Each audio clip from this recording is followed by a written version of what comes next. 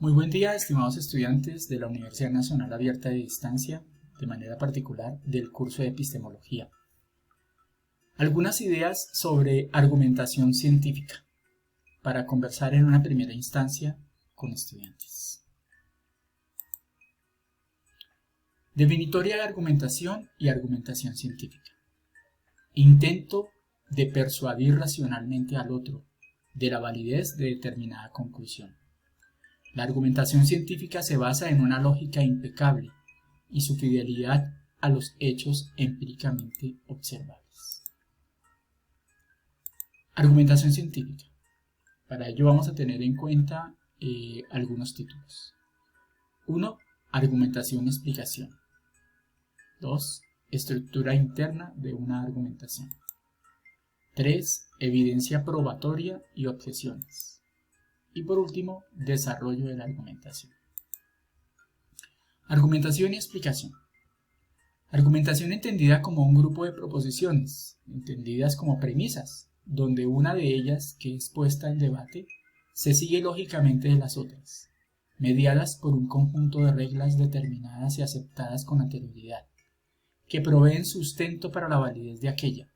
Así, en una explicación, la proposición central se da por probada y se busca entender por qué es válida y cómo es que llegó a ser.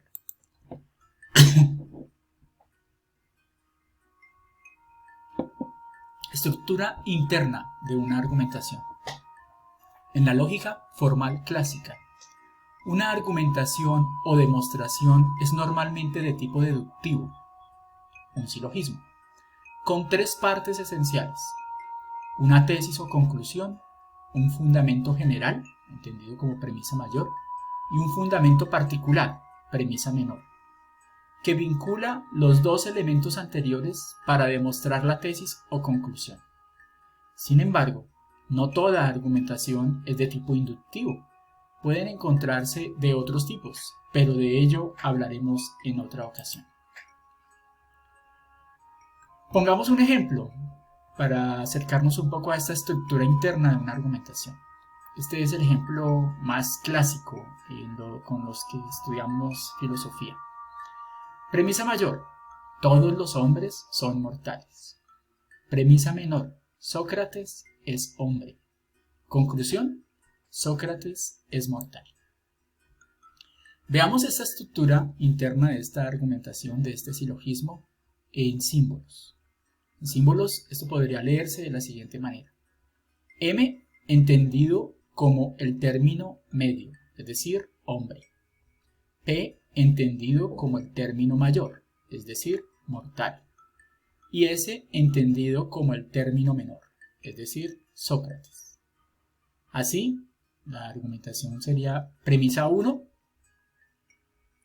M es P, es decir, todo hombre es mortal. Premisa 2, S es M, es decir, Sócrates es hombre. Conclusión: Sócrates es mortal. Evidencia probatoria y objeciones. Veamos en primer lugar la evidencia probatoria.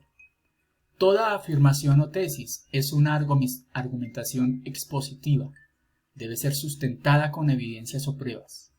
En general, esas evidencias incluyen esencialmente razonamientos lógicos, o bien datos empíricos, y normalmente ambos a la vez. Objeciones. En la práctica, la argumentación siempre va contra posibles objeciones, que son razones para estar en contra de la afirmación principal. Desarrollo de la argumentación.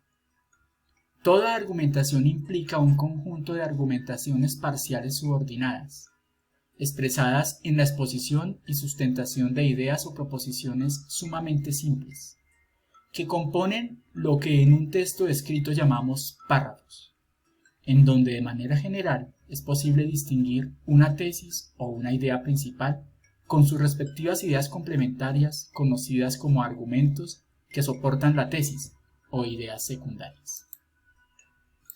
Para esta explicación, acudimos una vez más al texto de Héctor Maleta, Hacer ciencia, teoría y práctica de la producción científica, en Aprender a hacer ciencia, publicado por el Fondo Editorial Universidad del Pacífico en Lima, Perú.